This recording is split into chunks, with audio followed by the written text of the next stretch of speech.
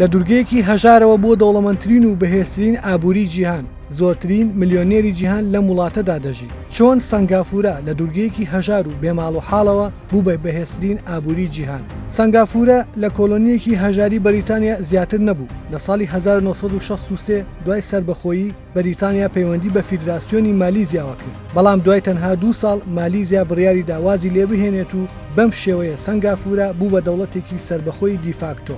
لی کوان یو کە ئەو کات بووە سەرۆکوەزیرانی سنگافورە گریا بۆ ئەوەی کەچی لە وڵاتێکی هەژار بکات کە هیچ شتێکی نییە، گەلەکەی بەدەست هەژاری و بێنانیەوە دێناڵان. بەڵام ئەو بڕیاریدا خەڵکەکەی ڕزگار بکات و بۆیە لەگەڵ تیمێک لە باشترین پسپۆرانی حکوومەتەکەی پلانێکیان داڕشت بۆ پێشخستنی وڵات. هەر ئەوەش وای کرد سنگافورە بچێتە ناو پیشەسازیەکانی کەشتی سازی و کانزاسازی و پترۆکیمیایی و ئامێرە کارەبایەکان و گەورەترین کۆمپانیا نێودەوڵەتیەکانی وەک شێڵ و ئیسۆ و بەرهێنانیان تێدا کرد. تا ساڵانی 90ەکان بوو بە سێم گەورەترین ناوەندی پاڵاوتنی نەوت لە جیهاندا و سێم گەورەترین ناوەندی بازرگانی نەوت. لە ئاستی بەرهەمێنانی پترۆکیمیاییدا لە پێشەنگی جیهان بوو. بەندەری سنگافورە بوو بە یەکێک لە قەڵەباڵغترین بەندەرەکانی جیهان. هەموو دانیشتوانەکەی خوێندەوار بوون و بە ئینگلیزی قسەیان دەکرد. تاوای لێهات ئەو زمانە بووە زمانێکی ڕسمی لە وڵاتدا. بە پێدانی زەوی بە هەژاران و بەرهێنانکردن تێیدا لە 195 دانیشتوانی سنگافورە بوونە خاوەنی ماڵی خۆیان. داهاتی ساڵانەی تاک لە 435 دلارەوە بۆ 800,000 دلار بەرز بووە. دوجار و لە ئێستادا لەسەر دەستی کوانی و